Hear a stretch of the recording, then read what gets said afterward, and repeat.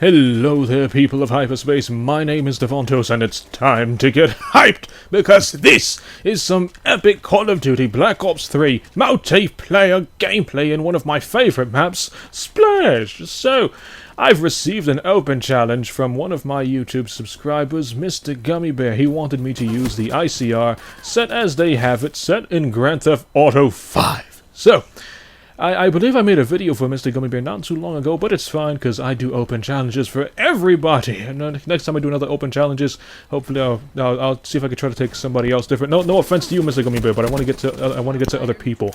But your classes are pretty good. Your videos dedicated to you. I hope you enjoy them. But next open challenge, I'll see if I can try to get to somebody else. So on to this class.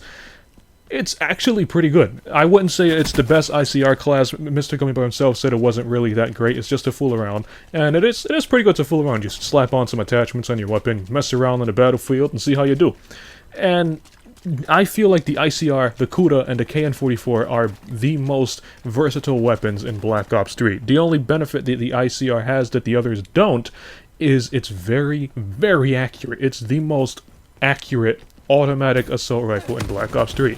It seems a little weak, but it's basically just like, what, a 5-shot kill at close range and a 6-shot kill at long range? It tends to be on the weaker side, but because it's so accurate, you're gonna land almost all of your shots. Now, this part's for you, Mr. Gummy Bear. I actually threw away the sheet of paper that had all the attachments you wanted me to add onto this weapon. Now, Doug, I actually made the gun exactly as you explained it, but once I got this video recorded, I thought to myself, you know, I wouldn't really need this paper anymore, and I was dumb enough to actually throw out the paper and completely forget the attachments that was on it. So, when I actually came to make the commentary, I completely just went blank on what I had on it. But from what I remember, I know I had extended mags, laser sight, I believe you told me to add stock, and I think quick draw was the other one. If there was another attachment, I know it's on here. It's just at the moment I don't remember what it was, because I threw out the sheet of paper that had it on. So I say it's pretty good, actually. Anything you slap onto the ICR is gonna function really well, because how versatile this weapon is. And I think if you were to make just a regular ICR class, I would probably select quick draw, extended mags, because it is on the weaker side, so you want to get as many bullets per clip as possible. So quick draw, extended mags, and possibly dot sight if you need it, and maybe stock if you want to, you know, move around and just line up that perfect shot.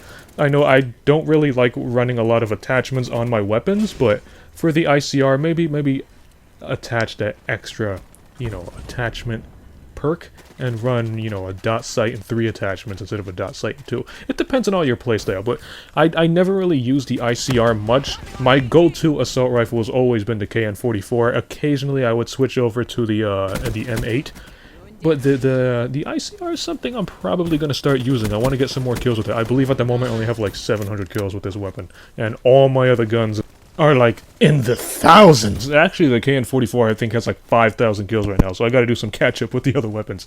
But I'm working on crypto keys at the moment. I haven't gotten anything from the supply drops, at least no juicy good weapons that we all want. I haven't even gotten a wrench, butterfly knife, nothing. The only thing I've been getting are some taunts and some camos. I don't really care much about the weapon camos because I have dark matter. And I mean, let's face it, once you get dark matter, you grind it so hard for dark matter, the other camos become meaningless at this point when you get this. And I have gotten a couple of specialist outfits. If you've seen in my previous video, my battery was wearing the Geist, and she looks even sexy looking all gothic and stuff, but I do want that jester clown-like Reaper. I love clowns. So I want to scroll through the other specialists. There's an Outrider that I really want, that I've seen other people use. It's kind of like a Mirachi, not Mirachi, it's basically like a skull face Outrider, and she's dressed in blue and has like the skeleton outfit. That's the Outrider I really, really want. And for Spectre, I would really love to have the Illuminati Spectre. The Illuminati's real. So, I'm kind of just working on getting crypto keys so I can work on getting these outfits and hopefully get these outfits.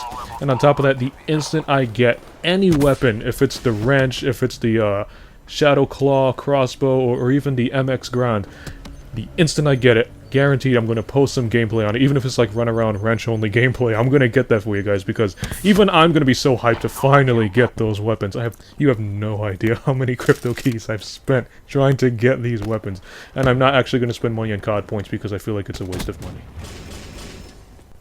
I'm going to do another open challenge soon, not yet, because I do have a lot of older gameplay that I want to kind of remove from my storage.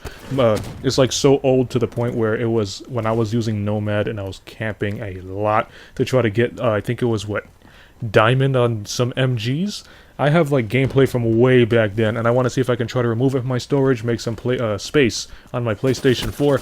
So maybe like the next 2 videos is going to be dated gameplay. It's not only going to be camping. Maybe I'll post like one camping and the other one on. I'll see what I got.